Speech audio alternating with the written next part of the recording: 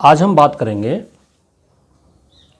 Personal, real, nominal. इन तीनों account के बारे में मैं आप लोगों को बता चुका हूँ। इनको हम पहचानेंगे कैसे, इनको आइडेंटिफाई कैसे करेंगे, इस बारे में भी बात होगी है। ऐसे ही इनके रूल्स क्या हैं, उनको अप्लाई कैसे करेंगे, उनके बारे में भी बात होगी है। लेकिन इस सब्जेक्ट पे बोलने के लिए बहुत कुछ होता है और सारी बातें अगर एक ही दिन कर दी जाए तो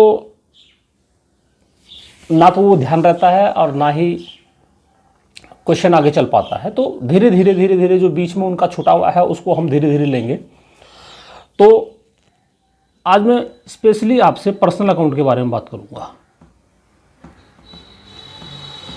जिसको हम पढ़ चुके हैं। पर्सनल अकाउंट मैंने आप लोगों को बताया था, मैं शॉर्टकट में बता रहा हूँ कि जैसे पर्सनल अकाउंट हम कहते हैं जब किसी पार्टी का नाम आ जाए, जैसे राम को माल बेचा, मोहन से माल खरीदा, goods sold to Ram, goods purchase from Mohan, या किसी कंपनी का नाम आ जाए, किसी इंस्टीट्यूट का नाम आ जाए, किसी ट्रस्ट का नाम आ जाए, किसी ऑर्गेनाइजेशन का नाम आ जाए, वो सब पर्सनल अकाउंट होते हैं। तो पर्सनल अकाउंट को भी हम 3 जगह डिवाइड कर सकते हैं। एक पर्सनल अकाउंट होता है नेचुरल,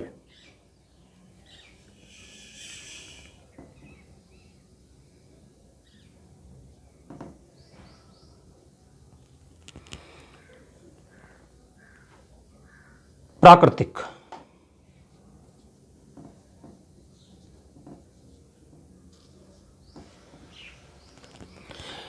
एक पर्सनल अकाउंट होता है आर्टिफिशियल।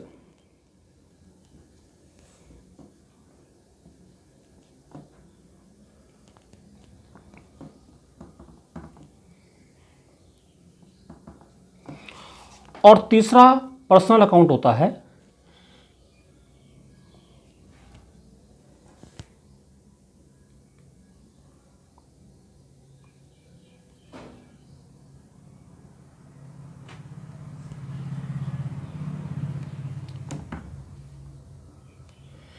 रिप्रेजेंटेटिव। आर्टिफिशियल, कृत्रिम, और रिप्रेजेंटेटिव, प्रतिनिधि।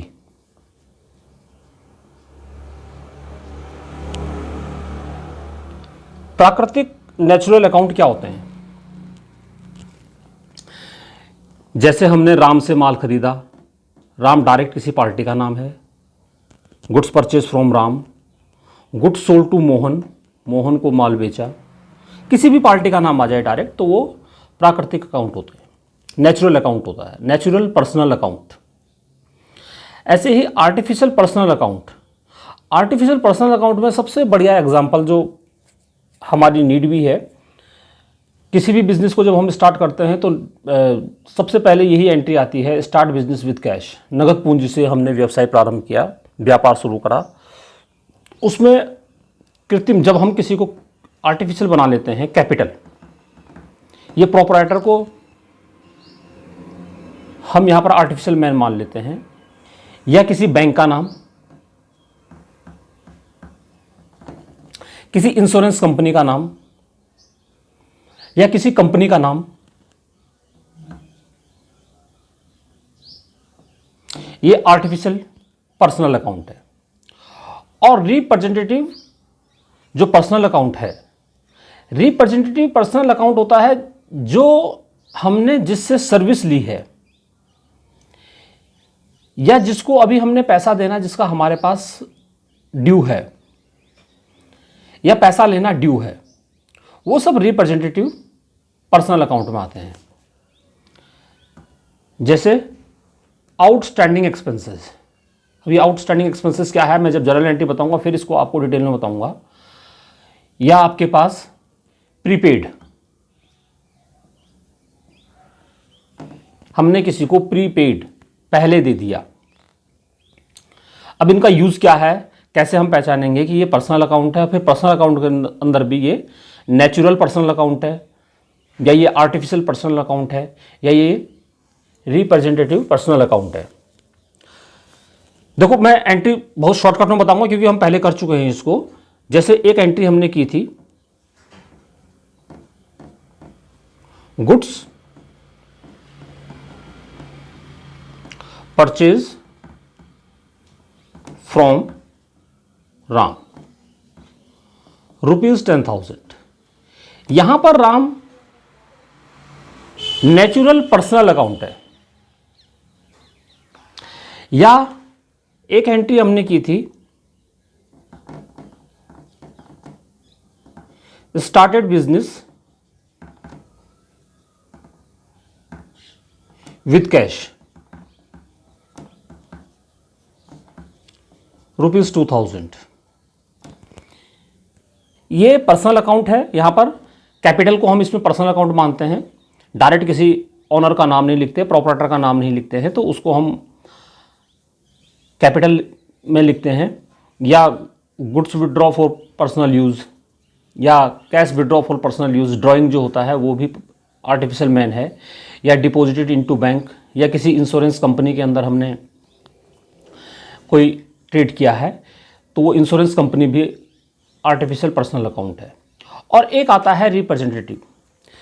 ये रिप्रेजेंटेटिव, ये जो प्रतिनिधि है, ये हम कैसे कहते हैं? सपोज आपने किसी से सर्विस ली है, आपने सपोज मजदूर से काम करवा लिया है, तो आपने उसको वेजेस पे करनी है, और आपने उसको वेजेस पे करनी है, लेकिन अभी आपने उसको उसकी लेबर, उसकी वेजेस, उसकी मजदूरी दी नहीं है, उसको हम रिप्रेजेंटेटिव पर्सनल अकाउंट कहते हैं। तो आज हम इसी एंट्री के बारे में बात करेंगे। पहली दो एंट्री मैं आपको बता चुका हूं, तीसरी एंट्री के बारे में बात करेंगे। जैसे सपोज आपके पास है वेजेस ड्यू, वेजेस ड्यू है। वेजेस ड्यू है मतलब सैलरी देना अभी, मजदूरी देना अभी बाकी है, या सैलरी ड्यू है, सैलरी देना बाकी है। ये सब रिप्रेजेंटेटिव पर्सनल अकाउंट में आते हैं। वेजेस ड्यू को थोड़ा सा डिटेल में मैं और बता रहा हूं आपको। वेजेस ड्यू का मतलब हो गया कि सपोज आप किसी को वेजेस ड्यू है या सैलरी ड्यू है,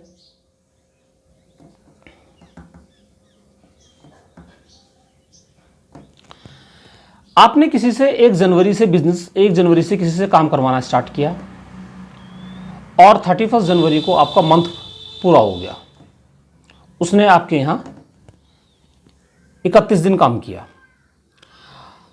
आप सैलरी सपोज या वेजेस आप उसको देने का जो आपका प्रोसेस है वो है कि आप जो है हर महीने की फर्स्ट वीक में उसको जो है सैलरी देंगे या उसको वेजेस देंगे। तो ये जो सैलरी या वेजेस आप दे रहे हो वो आप उसको फेब के फर्स्ट वीक में दोगे, और 31 जनवरी को आपको अपने फाइनेंशियल कंडीशन को देखना है कि टोटल हमारे पास कितने खर्चे हो गए हैं, कितने एक्सपेंसेस हमारे पास हो चुके हैं। तो आपने ये सैलरी या ये वेजेस अभी दी नहीं है, अभी वेजेस आपने पेड नहीं की है, लेकिन आपको उसको एक्सपेंसेस को दिखाना है। तो एक्सपेंसेस को आपको दिखाना है, तो आप इसको यहां पर आउटस्टैंडिंग वेजेस कहेंगे। देखो, इससे पहले वेजेस पेड हम एंट्री कर चुके हैं, तो वेजेस पेड में हमने डायरेक्ट वेजेस को लिया था। वेजेस हमारा एक्सपेंसेस है, नॉमिनल अकाउंट है, लेकिन यहां पर हम इसको आउटस्टैंडिंग वेजेस लिखेंगे, क्योंकि अभी हमने ये पे नहीं किया है, ये हमारी लायबिलिटी बनी हुई है और इन फ्यूचर हमें ये पे करना है। तो 31 जनवरी को या 1 फेब को जब तक हमने वो पेमेंट नहीं की है तब तक हम उसको आउटस्टैंडिंग वेजेस कहेंगे। उस सर्विस के बदले जो हमने अभी पैसा देना है उसको हम आउटस्टैंडिंग वेजेस कहेंगे, और ये आउटस्टैंडिंग वेजेस भी पर्सनल अकाउंट है। अब शॉर्टकट में हम इसको पर्सनल अकाउंट ही कहते हैं, लेकिन अगर हम इसकी डिटेल में जाएं तो ये personal account representative personal account है। और पर्सनल अकाउंट का रूल कहता है debit the receiver and credit the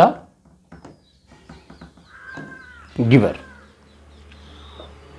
हमने पर्सनल अकाउंट का रूल हम डिटेल में बात कर चुके हैं कि जो रिसीवर है, जो प्राप्त करने वाला है, उसको हम डेबिट करेंगे और जो देने वाला है वो क्रेडिट करेंगे। अब ये आउटस्टैंडिंग वेजेस जिसको हम पर्सनल अकाउंट कह रहे हैं, ये उस लेबर को या उस एम्प्लॉय को रिप्रेजेंट कर रहा है जिसने आपके यहां सर्विस आपको दे दी है। तो ये सर्विस देने वाला है। ये अभी क्योंकि आपने इसको पेमेंट नहीं की है, तो ये आपको सर्विस देने वाला है या आपसे सर्विस लेने वाला है? तो ये आपको सर्विस देने वाला है। And credit the giver. कुछ क्लियर हुआ? आउटस्टैंडिंग वेजेस जिसने आपको सर्विस दी है, हम उसको वो जो है ये आउटस्टैंडिंग वेजेस उसको रिप्रेजेंट कर रही है, और वो पर्सनल अकाउंट है, और पर्सनल अकाउंट कहता है क्रेडिट द गिवर। तो रूल कहता है क्रेडिट द गिवर, इसीलिए हम आउटस्टैंडिंग वेजेस को क्रेडिट करेंगे। और दूसरा इसमें आएगा वेजेस। वेजेस आपको मालूम है नॉमिनल अकाउंट है, और नॉमिनल अकाउंट कहता है डेबिट ऑल एक्सपेंसेस और losses and credit all income और गेन। जितने हमारे एक्सपेंसेस हैं या हमारे हानि है, लॉस हैं, उन सबको हम डेबिट करेंगे। जितनी भी हमारी इनकम है, हमारी आय है, हमारी प्राप्तियां हैं, उन सबको हम क्रेडिट करेंगे। तो मजदूरी अभी हमने दी तो नहीं है, लेकिन हम सर्विस ले चुके हैं, तो हमारा खर्चा ड्यू हो गया है, ये हमें देना है। तो अगर हम वेजेस को लेंगे तो वेजेस हमारे पास क्या होगा? ऑल एक्सपेंसेस आर डेबिट, सभी खर्चे डेबिट। देखो, एक ही अकाउंट के अंदर बहुत कुछ बताने के लिए होता है, लेकिन जो है एक साथ सब कुछ नहीं बताया जाता। हम धीरे धीरे थोड़ा थोड़ा करके जो है इनको डिटेल में लेंगे, और सिलेबस को भी आगे चलाते रहेंगे। हम जनरल एंट्री करते रहेंगे, लेकिन जनरल एंट्री में जो पीछे छूट जाएगा बताने के लिए, उसको थोड़ा थोड़ा करके जो है बीच बीच में लेते रहेंगे। और साथ में आपको ये बहुत ज़रूरी है कि अगर आप वीडियो को शुरू से लेकर लास्ट तक पूरा देखेंगे, उसको बीच में फॉरवर्ड नहीं करेंगे, तो निश्चित है आपको समझ में आएगा। अगर आप उसको फॉरवर्ड करके देखेंगे या बीच में कुछ वीडियो को आप मिस कर देंगे, तो कहीं ना कहीं समझने में दिक्कत आएगी। जैसे यहाँ पर जो है गोल्डन रूल के बारे में हम बहुत डिटेल में बात नहीं कर रहे हैं, लेकिन हम उसको डिटेल में एक बार डिस्कस कर चुके हैं, तो आप उसको पूरा डिटेल में एक बार ज़रूर देखें। जैसे मेरी अब तक है लगभग मेरे ख्याल से 6 वीडियो हो चुकी हैं। तो 6 वीडियो होने का मतलब यह है कि आप, ऐसा नहीं है कि 6 वीडियो एक दिन के अंदर देखें। मैं बहुत छोटी छोटी वीडियो है, मुश्किल से 10-12 मिनट की या 15 मिनट की मैक्सिमम जो है, इतनी मैं वीडियो बना रहा हूं। तो इन वीडियो को आप डिटेल में एक दिन में एक ही वीडियो देखें और उसको पूरा देखें, तो आपको निश्चित है समझ में आएगा। कल हम आगे बात करेंगे इससे।